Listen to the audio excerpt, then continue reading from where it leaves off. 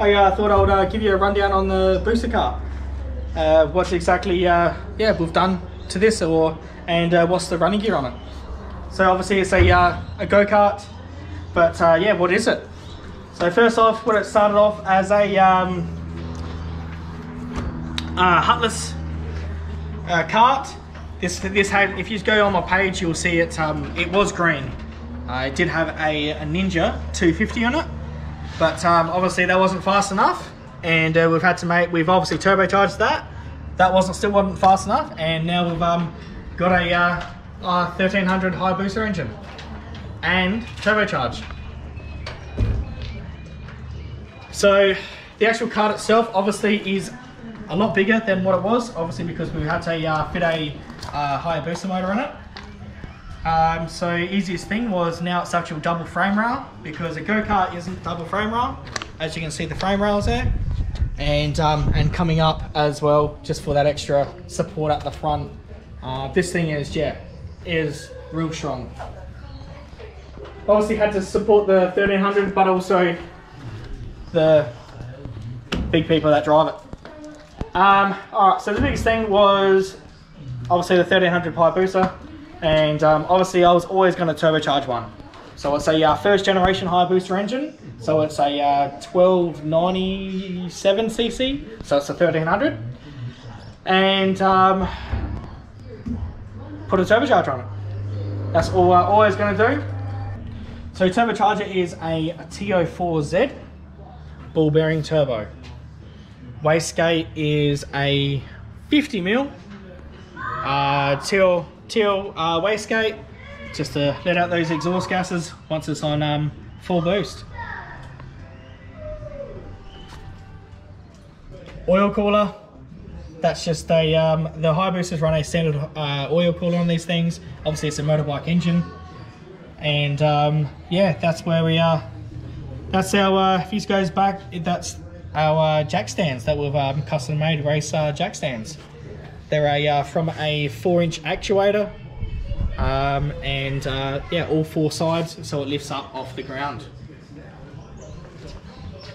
Radiator is a Honda Civic radiator. Why'd you say that? Because all my stuff's Civic, but they're cheap, nice and cheap, and they do the job. So it's an alloy radiator with a 12-inch spout fan, and cools it down, no worries, keeps it in check, they just do an awesome job. So the only weird thing that I had done here was hard piped the top, only because I needed a filler. I could have mounted the filler off of the radiator, but I just thought it was just easier, and it hasn't leaked now, so it's all good. So everything's been good.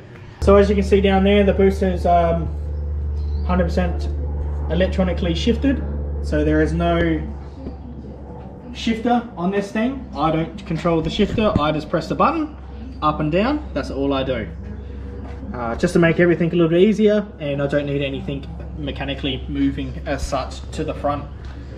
I thought it would just be a lot easier. So same thing on this thing here, the ECU. ECU is a EMS as well. This one here is a 6860, same as the other ones as well.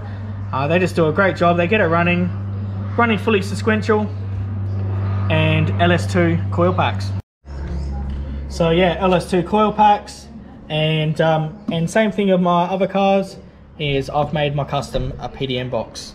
By a custom PDM box, what I'm meaning is everything is housed in a all the electronics is just housed in its own custom box. So I've got proper mechanical relays in there, all fuses, and everything I need to do. For the shifter, the little shifter computers in there, and just so all the electronics are in a watertight box and out the way. And it's just always just a one location instead of everything located everywhere. Battery obviously is just a deep cycle battery there. And we'll go on to more of the running gear here. Air-to-air cooler. This is a XR6 turbo intercooler. They're just nice and cheap. Cut the top off, remodify the top, modified the outlet, the inlet plenum, on the bottom, and made my own custom plenum up top. obviously individual throttle bodies still, and kept it that way just because they run nice. A lot of people opt to take them out, but I thought I would just keep them in there. As you can see, there are also pink injectors there, get the methamphetamine inside there, and yeah, they're a 650cc injector because we run this thing on methanol. Obviously, that's another part. All right, so drivetrain on this thing, obviously gearbox is the Hayabusa gearbox, but coming out on chain drive, we have a 50mm go-kart axle and a custom sprocket. This thing here is to match up, the sprocket is to match up, I think it's a 21 tooth sprocket, and that's to match up with the wheel ratio with the Hayabusa 300 km/h. The bearings are all brand new bearings, and axle was brand new until yeah, things started stuffing up a little bit. We've had to, as you can see in here, we've had to weld up the sprocket in there just so then it attaches. We've spun a unfortunately we've spun a keyway there, and obviously something like that was going to be expected for this you know, horsepower monster, as you'd call it.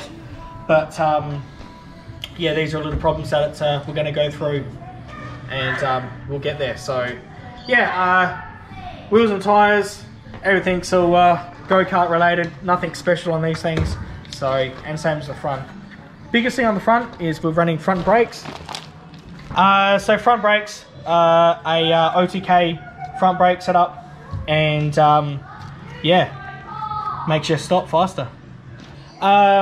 Fuel tank as such is a custom tank, just a bit of 5-inch pipe, 5 or 6-inch pipe, stainless steel pipe running all the way up on top of the column there, and just get off enough litres there. It's working out not too bad so far. It may be a little bit small. You might have to do a bit of a surge tank as such down the bottom just to get a couple more litres there. But everything it's been alright, so it gives us enough laps to yeah, have a bit of fun in. Coming up here, we have our steering wheel wires. So steering wheel, obviously Sparko again.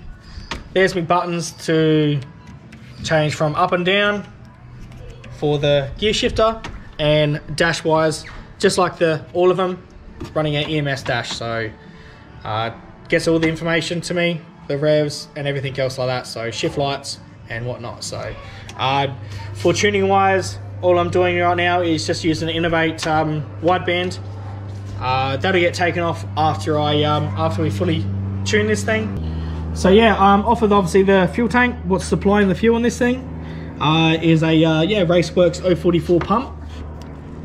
You guys can see in the last Hayabusa update, we actually unfortunately went through a pump and didn't sound right at the start. So yeah, it caused us a couple of issues. No biggie, changed it up, and yeah, everything's sounding pretty sweet. So really can't wait for this thing to go back out next. This thing's gonna be a ripper, bit of a tyre shredder I reckon it's gonna be.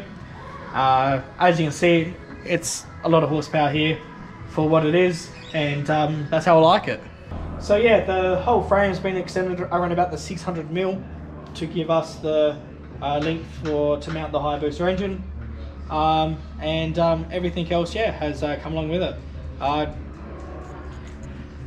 Powder coating was done by a good friend of us at Powder Coaters, and good mate Steve has done all the airbrushing on the car. So hopefully it will last a while. Hopefully we don't crash up. But yeah, everything's looking pretty good. Went with the Joker pretty much because this thing is a bit of a joke.